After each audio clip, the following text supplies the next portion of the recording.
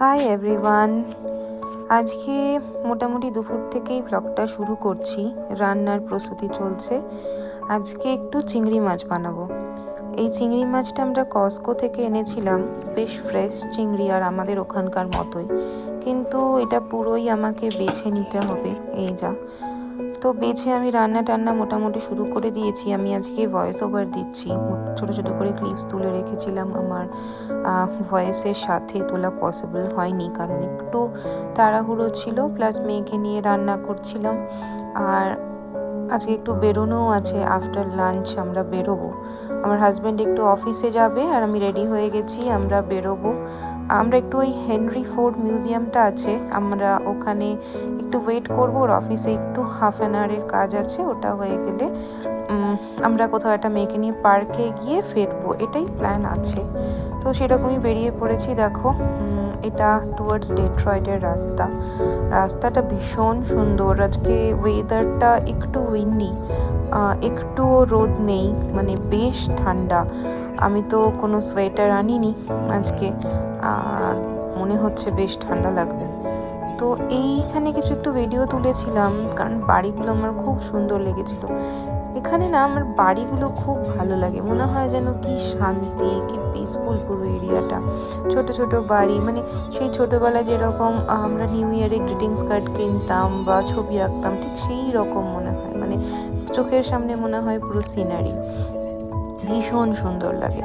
তো ওই জন্যই মাঝে মধ্যে আমি যখনই রাস্তায় বেরোই তখনই একটু যে জায়গাটা ভালো লাগে, যে বাড়িটা ভালো লাগে, একটু ফটো তুলে রেখে দিই, আমার বেশ ভালো লাগে সেটা।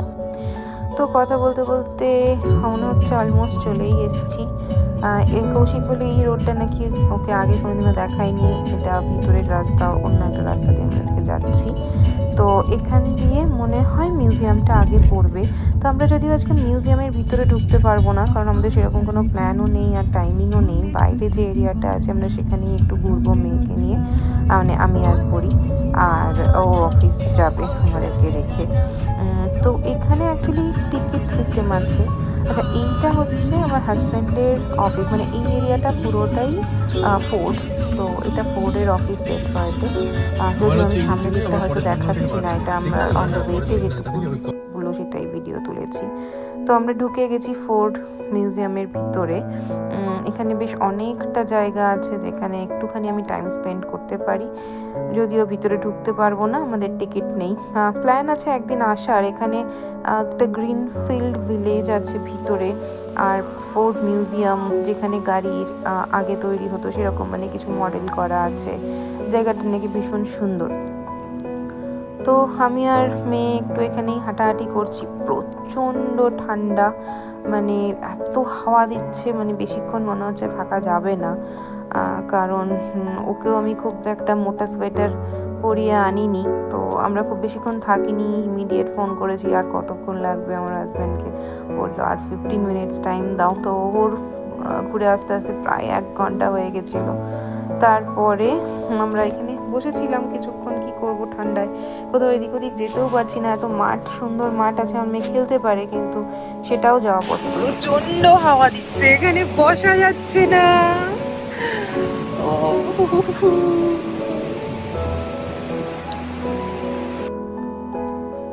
পাতাগুলো কিরম কচু পাতার মতো দেখতে, বেশ সুন্দর, অন্যরকম লাগলো, তাই একটু ভাবলাম ভিডিও তুলে রাখি।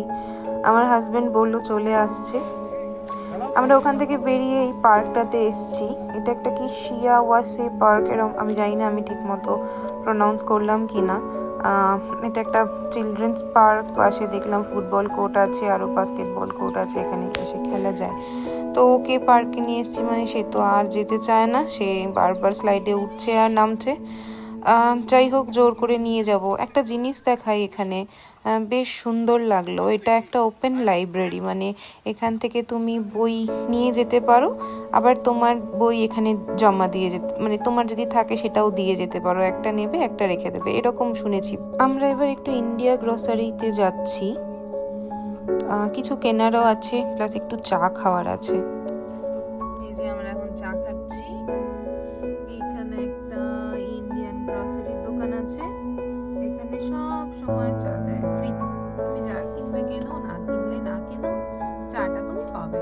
তো আমরা এই বিকেলবেলা বিকালের দিকে বেরোলে একটু চা নিই আর একটু সিঙ্গারা নিই, গাড়িতে বসে বসে খাই, দিয়ে আবার চলে যাই। এখানে অনেক দোকান আছে, প্রচুর ইন্ডিয়ান দোকান আছে, কিন্তু দেখানো যাচ্ছে না। এখানে একটা রেস্টুরেন্ট আছে ইন্ডিয়ান, অনেক কিছুই আছে। এদিকে একটা মিষ্টির দোকান আছে। আমার মেয়ে আর হাজব্যান্ড এখন CVS এ গেছে কিছু একটা কিনতে। অ্যাকচুয়ালি আমাদের একটা ইনভিটেশন আছে, সেটার জন্য কিছু একটা গিফট কার্ড কিনতে গেছে। আমার আর যেতে ইচ্ছা করলো না, ভীষণ টায়ার্ড লাগছে, আমি অলমোস্ট শুয়ে পড়েছি। হাফ অ্যান আওয়ার হয়ে গেল, একটা গিফট কার্ড কিনে আনতে পারলাম না এখনো। জানি না কি করছে। এনিওয়েজ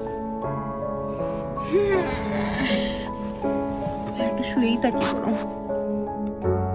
গুড মর্নিং, আজকে নেক্সট ডে, কালকে তারপরে আর ভিডিও তুলিনি। আজকে উঠে পড়েছি অনেকক্ষণ হলো, আমাদের সকালের চা কমপ্লিট, আর মেয়ে এখনো ঘুমোচ্ছে, মেয়েকে এবার তুলবো। আজকে মেয়ের একটা সুইমিং ক্লাসের ট্রায়াল আছে, তো ট্রায়ালটা এখানে একটা করে ফ্রি ক্লাস প্রোভাইড করা হয়, তারপরে ও কোন গ্রুপে অ্যাডমিশন নিতে পারবে সেটা বেস্ট অন টুডেজ ক্লাস ওরা ডিসাইড করবে। তো আমার ইচ্ছে আছে ওকে ইন্ডিপেন্ডেন্ট ক্লাসে দেওয়ার। একটা আছে parent plus one of the parent plus baby ওখানে থাকবে, অ্যান্ড একজন ইনস্ট্রাক্টর থাকবে। সেখানে 6:1 থাকে, আর একটা হচ্ছে 3:1, যেখানে কোনো প্যারেন্টস থাকে না। তো আমার ইচ্ছে আছে উইদাউট প্যারেন্টসই দেওয়ার। লেটস সি ও কতটা জলে কমফোর্টেবল, তার উপর ডিপেন্ড করে এটা হবে। আর এখানে অ্যাকচুয়ালি 3 মান্থস থেকে সুইমিং ক্লাসে দেওয়া যায়। তখন তো অবভিয়াসলি বেবিরা সুইমিং শেখে না, কিন্তু যেহেতু এটা একটা বেবিদের সহজাত নেচার, তো সেই জন্য বেবিদের সুইমিংয়ে অ্যাডমিশন করানো যায়, যাতে নাকি ডক্টররা বলে যে বেবিরা খুব ভালো নাকি ঘুমোয়। তো তার জন্য অনেক ছোট থেকে ওদের জাস্ট জলে নামানো হয়, ওরা একটুখানি জল ছড়াছড়ি করে, দে ক্যান এনজয় দ্যাট। তো এটাই আর কি। আমার মেয়েও এখন জানি না কতটা কি করতে পারবে, তো জাস্ট 1.5 years, বাট আমাদের খুব ইচ্ছে ছিল যে ওকে সুইমিংয়ে দেবো, তার জন্য সুইমিংয়ে দেওয়া। তো দেখি কতটা কি করতে পারে, আমি শেয়ার করার চেষ্টা করবো এখানকার সুইমিং স্কুলগুলো কেমন হয়। চলো, আমরা চলে এসেছি সুইমিং ক্লাসে। আজকে ওর ট্রায়াল ক্লাস আছে, তো আজকে আমিই নামলাম ওর সাথে, জানি না ও কীরকম করবে আজকে। তো এখানে মোটামুটি আজকে দেখলাম যে বাবারাই নেমেছে জলে, তো যাই হোক আমি আজকে নামলাম। যারা আজকে আছে মনে হচ্ছে তারা আজকে ফার্স্ট নয়, কয়েকদিন প্র্যাকটিস হয়ে গেছে অলরেডি, তো কোনো ব্যাপার না, এখানে ইনস্ট্রাক্টর সবাইকে হেল্প করছে। কিন্তু আমার মেয়ে আজকে যেতে চাইছিল না, প্লাস অ্যাকচুয়াল প্রবলেম হচ্ছে আমার জলে ভীষণ ভয়, অ্যাকচুয়ালি আমার হাজব্যান্ডের নামা উচিত ছিল। আমরা ফিরছি, ফেরার পথে এখানে ঘুষগুলো রাস্তা ক্রস করছে বলে আমরা দাঁড়িয়ে গেছি। এখানে ছোট্ট প্রাণেরও প্রচুর দাম, যত তারাই থাকুক সবাই দাঁড়িয়ে যায়। আমরা সুইমিং থেকে ফিরে গেছি। আজকে আমার প্রচুর কাজ আছে, লাইক কালকে আমাদের ঘুরতে যাওয়া আছে শিকাগো, সমস্ত কিছু প্যাকিং অ্যান্ড অল করতে হবে। তারপরে আজকে রান্না করতে হবে দুপুরে, রাতে তো বার্থডে ইনভিটেশন আছে, আর মেয়েকে একটু টিভি চালিয়ে দিয়েছি, নাহলে সব সময় মানে এখন কিচেনে যাব কি এসেই শুরু করবে সব কিছু নিয়ে, মানে ওরও কোনো দোষ নেই, বাচ্চারা হয়তো এরকমই হয়। আমি ভেজিটেবল চপ করবো, ওকেও করতে হবে, তো ভয় লাগে না সব সময়। হয়তো এখন একটু তাড়াহুড়ো আছে, তো আমার মনে হয় যে ও একটু আসলে হয়তো অনেকটা ডিলে হয়ে যাবে, মানে আমার হয়তো যদি এটা হাফ অ্যান আওয়ারে হয়ে যায়, ও আসলে সেটা 45 মিনিটস লেগে যাবে। তো ওই জন্য একটুখানি আজকে টিভিটা চালিয়ে দিলাম, ও একটু দেখছে, মাঝে মধ্যে একটু দিই। এবার আমি আমার কাজগুলো করি। তো আজ অবধি এখানেই শেষ করছি। কালকে সুপার এক্সাইটিং ব্লগ। আজকে আর বিকেলে ভিডিও করব না, কালকে যখন স্টার্ট করব তখন ভিডিও করব। তো